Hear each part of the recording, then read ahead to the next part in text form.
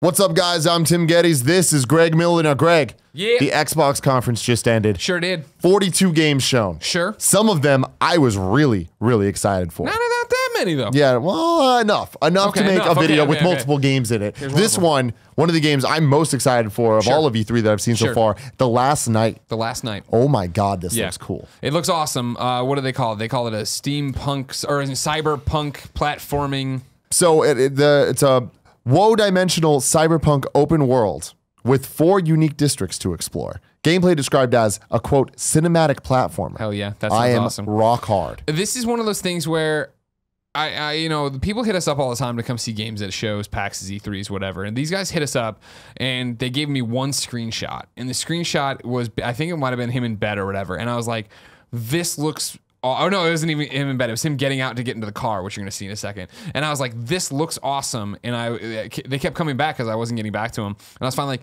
can you share me a trailer? And they sent me this trailer early. And I was like, we are all fucking in on this. And I gave them Nick and Andy to go see it at E3. They have an appointment. So I didn't even see it when you guys were first watching it. I just heard the music playing and I was like, oh, that sounds cool. But now actually seeing it in motion, it is just... It's breathtaking. It's funny, we were talking about it after the fact and, going through and looking at some of the stuff, it was created out of a 6-day game jam or whatever. Yeah. They did the prototype and then now it's coming out from this like fully fledged Raw Fury game. 2018, they're saying, on a Xbox One, PC, and Mac. Right. Console. This is one of the console debut exclusives or whatever. Very, very exciting. I cannot believe it looks this good. We've seen a lot of artsy games recently, especially with that kind of retro flair, but this is what I've been wanting to see. Something that really kind of pushes it to the next level with the lighting, where it's 2D and 3D, but it doesn't look cheap and corny. Sure. Yeah, I understand what you mean. This looks genuine. It looks so good. For me, the moment that sells in that trailer is when he pulls his gun and the guy in the hot tub pulls his gun up too. Oh, I'm like, that looks beautiful. So moving on to the next thing. Sure. Something that wasn't necessarily a huge surprise, but I'm happy it was there. You forgot to put in your E3 predictions. I did. It definitely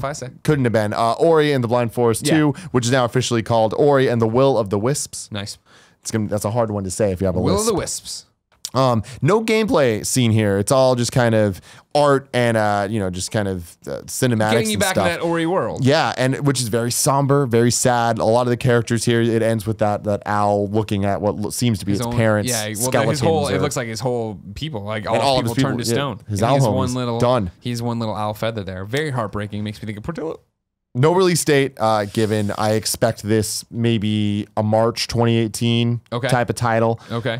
They're excited about it. It looks great. More Ori's super good. I think it's further out than then. You think? I think so. I think you would have shown more gameplay. You would have done gameplay here if you were that close to it. One of the reasons I say that is because I remember us playing Ori at GDC that one year when Microsoft did that big event down there. The showcase. Yeah. I can see them doing that again. Hey, here, let's play at a GDC. Let's do something. Yeah, I think it came out not too far after that, if I remember correctly, though. It's still maybe it's the definitive edition playing with my perspective of time too. I feel like Ori's been so recently that you would need more time with this too. No, that's definitely the definitive edition. Ori 1 was a while back. Really? So I guess it was. Was it almost launched or was it launched?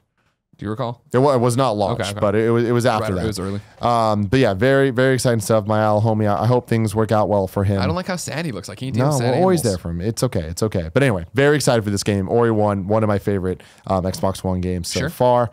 Moving forward, we got this game, which is interesting. It's called The Artful Escape. Right. Didn't get to see much of it. This trailer is more proof of concept of art style than anything. And I love it already. That's a great art style. Yeah, it is. I love this idea of when he busts out the guitar and he's in his little spacesuit. Sure, okay. I want to know more about this game. What is this game? It's a game that has my interest peaked, as they say. I enjoy that it ended saying when it's damn ready. Yeah, exactly. As the release date. Welcome to indie games in 2017. But I did a little digging into this. I wanted to see what was up with it. Put on his detective glasses. This game began life as a Kickstarter project called The Artful Escape of Francis Vendretti back in 2016. It did not get funded. And it found a publisher in Annapurna Interactive who seemed to be just killing it. Fucking, you kidding me? These guys are cleaning up over there. What up, Deb Mars? Coming off right off Edith Finch, which you enjoyed very much. So what I did actually was I went back to see if there was anything else from this game, and there was. Back at PAX. Which PAX was it here? I'm not even sure. But we could see a little bit more actual gameplay. Oh, from a PAX from last year. Look at you. Again with the detective vision he's got. He only sees threats. So there you go. It's a bit more than we saw in the trailer, and this kind of gives a better idea. But this is a better idea of what the actual game looks like. It looks like a platformer, but you're playing as me, and it's in the Broken Age art style, which I dig. I dig all of those things. A multidimensional adventure. Now, all this is old, so who knows what makes it into the final game. Right. But I mean, here you can see it's a 2D platformer with a bit more of the kind of choices for storyline and all of that. Okay. He has his guitar. It looks like a fun time. Yeah, it looks like a good one. It looks like if Wes Anderson made a video game. You know what I mean? And cartoon, okay. Bill Murray was floating around it too. I'm in that. Okay. Then moving on forward, finally, Cuphead getting a release date. Yeah. September 29th. Will it be good? Will it be good, Tim? Everyone loves the boss battles when the boss battles first come, and then they said they were too hard. And then also people were like, hey, why don't you make some platforming levels? Seems like that delayed the game forever. Yep. You get the platforming levels first time. People were like, I don't like these platforming levels. They're not as good as the boss battles. From having played the platforming levels, I do not think they're going to be good. Having played the boss fights, they're really hard, which I think is going to be really good. When we have, it's not just an E3 demo, and I'm not just playing for 5 minutes at a time. I do think it's going to be the trial and error gameplay that we love from back in the day. Obviously, this art style is amazing. The music sounds great. Will this game be good? Yes, I think the game will be good. Okay. Will it be a 10 out of 10 masterpiece? No. I mean, could it have been? I think it could have been. The hope would be that, again, like, they came out, they're like, here are the levels we made for you fuckers, and all the fuckers were like, we don't like them. They went away. Maybe they came back and they actually made good levels. You know what I mean? Doubt it. Okay. I doubt it, but we'll see. Still very excited for Cuphead. Okay. And then here you go. Tacoma. Got the release date. August 2nd.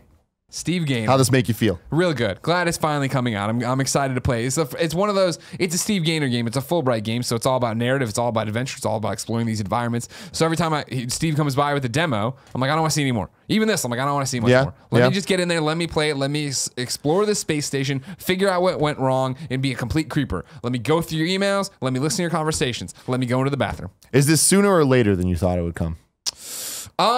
Or just about right? I think it's just about right. Tacoma hasn't been one of those games that I'm like, where is it? Why am I not playing it? Blah, blah, blah. I don't think it's worn out its welcome. Last year it was like they had those behind closed doors to go see it. I feel like this has been a good time period in terms of getting it out and not wearing out their welcome, not doing a Cuphead, not doing a Crackdown 3. I think this is the right time for it. Okay. Well, out of all of these, The Last Night's definitely the highest of my list. Sure. I think it's going to be hard to beat for me. I think it's up there, but for me, it's like, I think I know more about Tacoma. I know the pedigree of Tacoma. I want to play that one. Okay. Yeah. They all look fantastic. Very excited about them all. Let us know in the comments below. Xbox One X. Let us know in the comments below which of these games you're most excited for, and if there's any games of this caliber that we should have been talking about that we're not. Until next time.